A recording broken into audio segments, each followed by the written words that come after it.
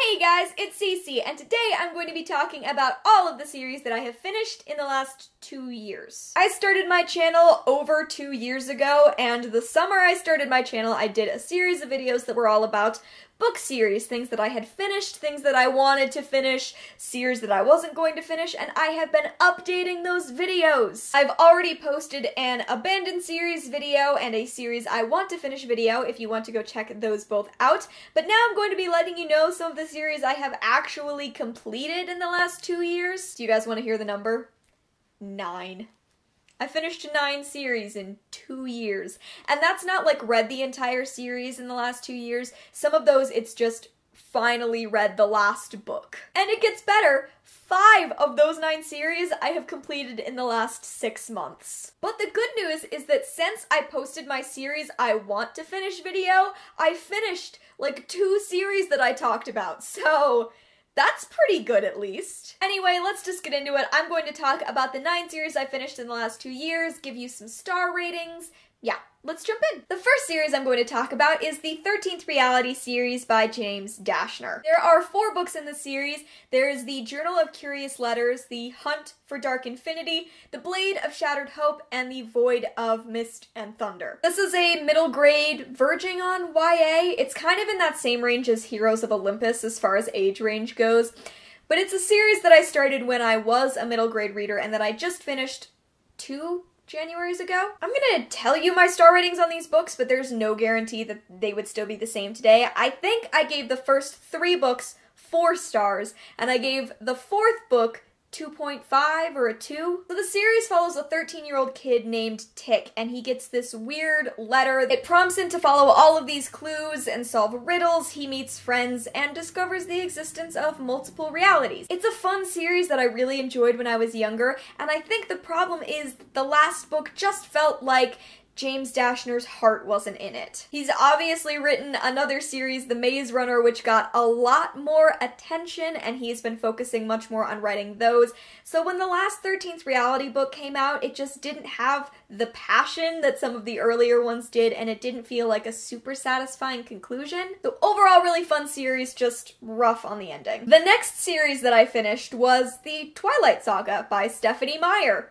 Yes, I only finished reading the Twilight Saga in the past 2 years. So I read Twilight when everyone else was reading it, and I read the first 3 books, Twilight, New Moon, and Eclipse. And then I never finished it. And, you know, I've been through a lot of ups and downs with my relationship to the Twilight books. First I loved it, then I hated it with a passion, then it became kind of like a guilty pleasure. But a couple of years ago I finally decided I wanted to know how it all ended, at least in book form, so I read the Short Life of Bree Tanner, and then I read Breaking Dawn, and then a few months after that I read Twilight Retold, or the gender-swapped version. I'm not gonna give you ratings for these books. It's the Twilight books, and I have fun reading them, and that's really all I need to get out of the experience. I don't recommend them on my channel because I see the problematic aspects, but I just have this nostalgia connection and I have too much fun when I'm reading the series. Plus, I actually really liked The Short Second Life of Bree Tanner. I thought that was fantastic. I did not think that the gender-swapped Twilight was fantastic. I didn't like that at all. But I did finish reading Twilight. The next series I want to talk about is the Princess Academy series by Shannon Hale. This is obviously a trilogy. These are all 3 books. So we've got book 1, The Princess Academy, book 2, Palace of Stone, and book 3, The Forgotten Sisters, and this is the book that I finished in the last 2 years that completed the trilogy for me. I absolutely love these books. They're middle grade, they're a ton of fun, and they're full of a lot of really wonderful female characters and friendships and relationships. This one follows a girl named Miri, and she lives on a mountain called Mount Escol, and she finds out that the next princess is going to be chosen from her village, so all of the girls are sent to a princess academy to learn to be royalty. And from there, it really departs from a lot of the tropes that you would expect from a story with that premise. I'm pretty sure I gave each of the first 2 books 4 stars. The 3rd book was one of my favorite books the year I read it, so I think I gave it a 4.5 or a 5 star. It was just really remarkable and an expansion of the series.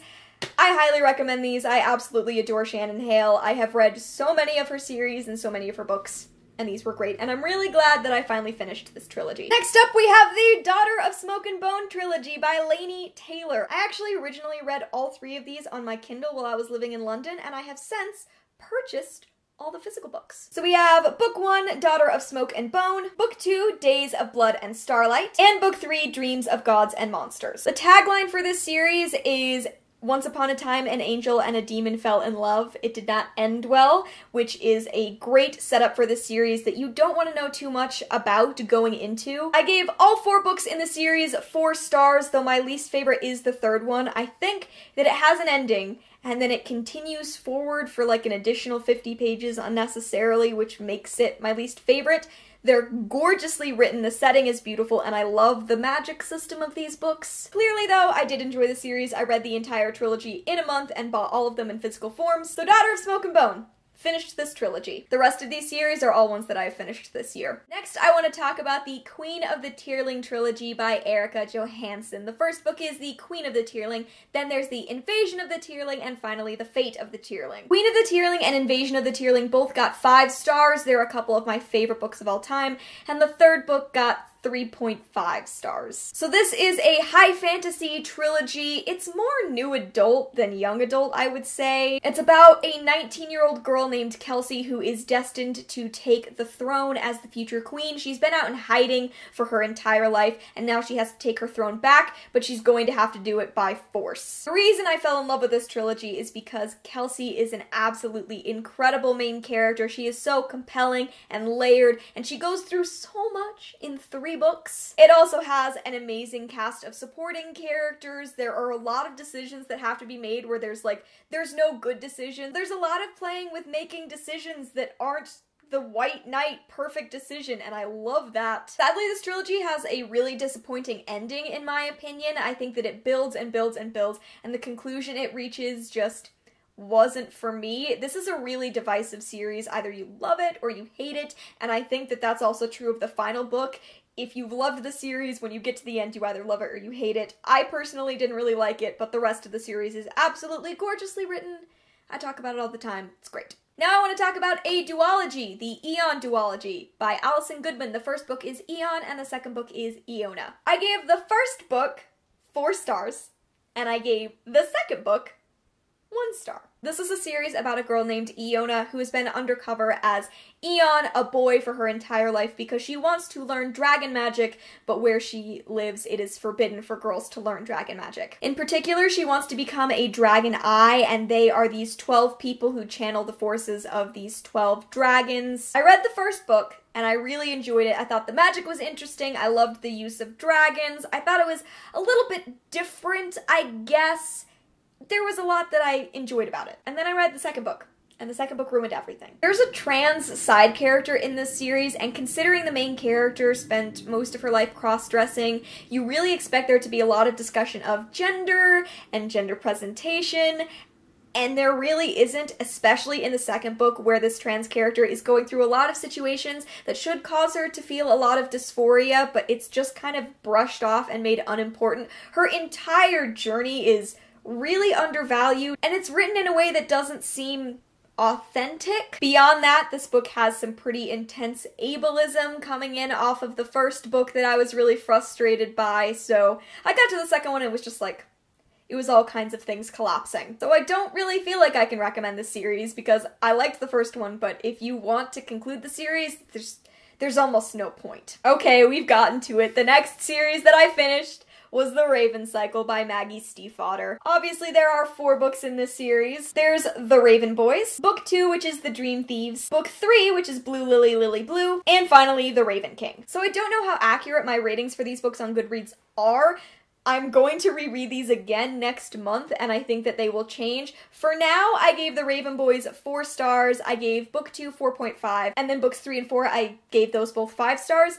I think when I reread these in October, they're all going to be 5-star books. The Raven Cycle is about the search for a dead Welsh king. It's about a girl who has been cursed that when she kisses her true love, he will die. It's about magic and friendship and coming together, and it's just beautiful. The relationships, both platonic and romantic, are perfection. The series has a couple of main characters that are queer.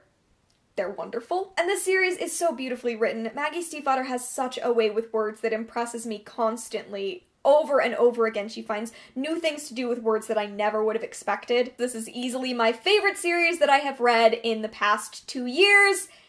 I mean, obviously, I just barely finished it last month, and I'm reading it again in October, so I love them. There they are, my sweet loves.